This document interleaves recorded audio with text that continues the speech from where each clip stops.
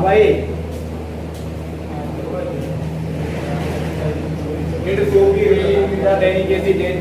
वास्तव में सच में डेनिकेसी सोफी मिली थी। सोफी नाम है लड़की का, डेनिकेसी लड़की का नाम है जो फुटबॉल खेलता था। कहाँ से? यूनाइटेड पास से, आइलैंड जो यूनाइटेड में आती है। भैया नहीं मिला था वास्तव में, डेनिकेसी सोफी से मिले। सोफी डेनिकेसी वास्तव में नहीं मिली थी। ठीक है, क्यों? क्योंकि she was she has just seen डेनिकेसी ऑन द फील्ड, मतलब उसने डेनिकेसी को सिर्फ मैदान में देखा था।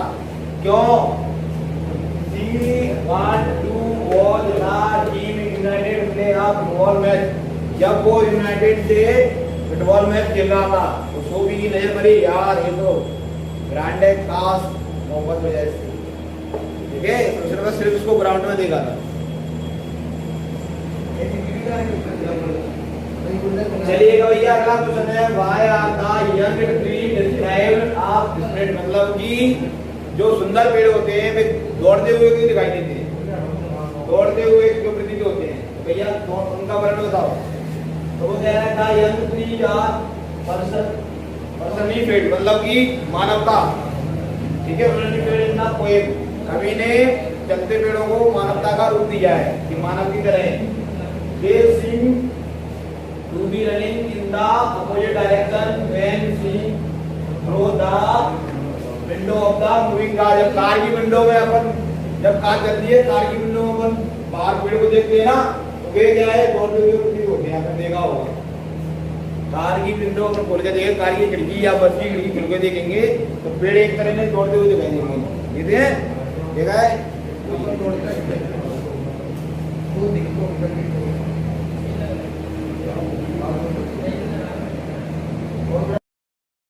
समाजशास्त्र का क्वेश्चन है आपका, चैप्टर 5 का पहला क्वेश्चन कि प्रदत्त पहचान किसे कहा जाता है? तो प्रदत्त पहचान वह पहचान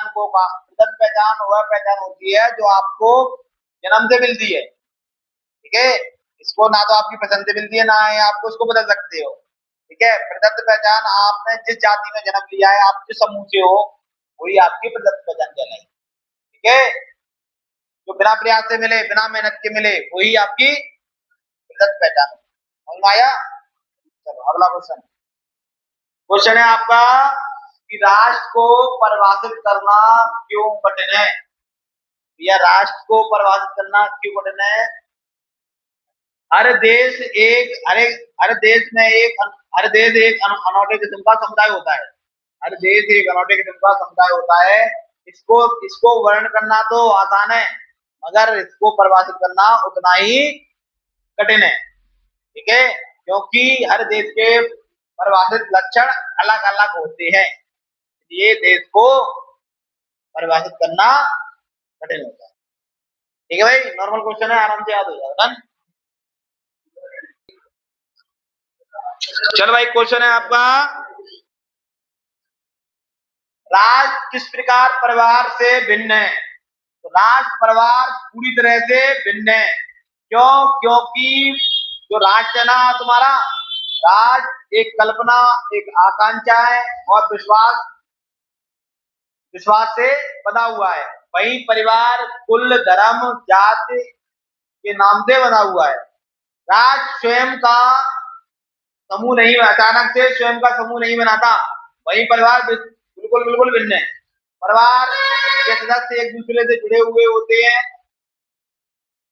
परिवार का समूह स्वयं जन्म से ही बन जाता है। परिवार जाति से जुड़ा हुआ होता है, मगर राष्ट्र के सदस्य एक दूसरे से को जानते भी नहीं है, जुड़ना तो दूर बात।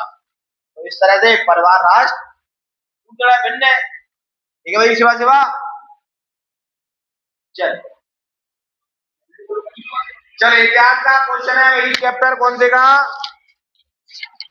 चैप्टर 4 का क्वेश्चन है कि जैन धर्म के महावीर स्वामी का जन्म कब और कहाँ हुआ था? जैन धर्म के प्रथम संस्थापक कौन है और उन्होंने दुनिया को क्या संदेश दिए? तो भैया, महावीर स्वामी का जन्म 599 ईसा पूर्व में कुंड गांव के वैशाली के निकट हुआ था।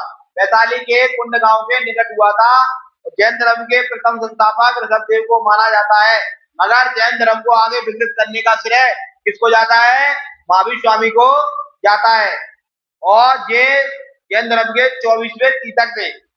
और संदेश इन्होंने दुनिया को एक ही संदेश दिए थे, सत्य और अहिंसा के बारे में। ठीक है, दुनिया को संदेश दिए सत्य अहिंसा के बारे में। और जैन धर्म के पंच सिद्धांत बताए थे। पंच सिद्धांत तुम्हारे सत्य, सत्य, ब्रह्मचर्य और परिग्रह और अहिंसा, ये 5 पंच सिद्धांत बताए थे दुनिया को। और दुनिया को उन्होंने संदेश दिया था कि भाई कभी भी कीड़े मकोड़े, जानवर, पेड़ पौधों को नहीं मारना चाहिए। Okay done. चलो अगला क्वेश्चन। चलो भैया अगला क्वेश्चन है, मैं जैन धर्म के महत्वपूर्ण शिक्षा के बारे में बताइए। जैन धर्म की प्रमुख विशेषता लिखिए या फिर महावीर स्वामी की शिक्षाओं के बारे में बताइएगा। तो जैन धर्म की शिक्षा निम्नलिखित है। पहला है भाई कर्म प्रधानता और पुनर्जन्म पर विश्वास। जैन धर्म के अनुयायी कर्म को प्रधान मानते हैं और पुनर्जन्म पर विश्वास करते हैं। वे बोलते हैं कि भाई कर्म और पुनर्जन्म का संबंध गहरा है। जैसा आप कर्म करोगे, जैसा आपकी जन्म की प्राप्ति होगी। जैसा कर्म, जैसा आपको फल मिलेगा। ठीक है, फिर है भैया त्रिरत्न। जैन धर्म के अनुयायियों ने बताया है कि आप इन 3 रत्नों को अपनाओगे तो आपको मोक्ष की प्राप्ति होगी। ये 3 रत्न कौन कौन से हैं? पहला है साम्यक दर्शन, दूसरा है साम्यक ज्ञान और तीसरा है साम्यक प्रण। ठीक है भाई, ये 3 है। फिर है भैया पंच महाव्रत। तो महावीर ने अपने शिष्यों को पंच महाव्रतों के बारे में बताया है। फिर निम्नलिखित है, जस्ट अभी बताया था वाले क्वेश्चन हम वही हैं। कौन कौन से? अहिंसा, सत्य, असत्य, परिग्रह और ब्रह्मचर्य। ठीक है भाई, इतिहास के 2 क्वेश्चन। चलिए भूगोल का क्वेश्चन है, सहकारी कृषि किसे कहते हैं? चैप्टर 4 का। तो भैया सहकारी कृषि किसे कहा जाता है? सहकारी कृषि एक ऐसी कृषि है जिससे किसान अधिक लाभ अर्जित करने, अपनी कृषि से किसान अधिक लाभ अर्जित करने लगे और वही कृषि को सहकारी संस्था बनाकर कृषि करने लगे, वही सहकारी कृषि कहा जाता है। ठीक है, अपनी कृषि से अधिक लाभ अर्जित करना और कृषि को सहकारी संस्था बनाकर कृषि करना ही सहकारी कृषि कहलाता है। मिश्रित कृषि किसे कहा जाता है? तो भैया अपनी कृषि के साथ साथ पशुओं का पालन पोषण करना है, पशुओं को भी रखना मिश्रित कृषि कहलाती है भैया।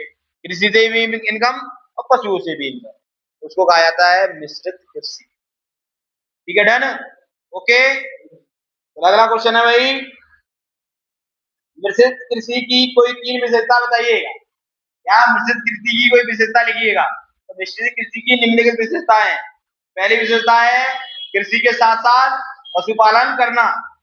दूसरी विशेषता है इसमें खेतों का आकार मध्यम होता है, मतलब खेतों का आकार ज्यादा बड़ा ना ज्यादा छोटा, मध्यम होता है इसमें। किसमें? मिश्रित कृषि में। और भाई तीसरा है मिश्रित कृषि में उन्नत बीज, श्रम, तकनीकी और पूंजी अधिक का प्रयोग किया जाता है। साथ ही चारे की फसल उत्पादन भी किया जाता है। मतलब कि इसमें पूंजी अधिक अर्जित की जाती है और साथ ही चारे की फसल उत्पादन की जाती है, जैसे कि अपना चरी हो गया, घास हो गया, लूसन हो गया। क्यों? क्योंकि इस मिश्रित कृषि में कृषि के अलावा पशुओं को भी पाला जा रहा है। ये इसकी विशेषता है। क्या विशेषता है? पहली विशेषता ये है कि भाई कृषि के साथ साथ पशुपालन भी किया जाता है मिश्रित कृषि में। दूसरी है इस कृषि में खेत मध्यम होते हैं। तीसरी कृषि है भाई इस कृषि में पूंजी अधिक, इस कृषि में पूंजी का अधिक खर्च होता है, पूंजी अधिक लगती है। साथ ही इस कृषि में भैया चारे की भी फसल की जाती है। क्यों? तो पशुपालन के लिए। तो आप 2 कर रहे हो ना, पशुपालन और कृषि। पशुपालन के लिए चारा उगाना पड़ेगा, जैसे हुआ तुम्हारा घास हुआ, चरी हुई। ठीक है, ये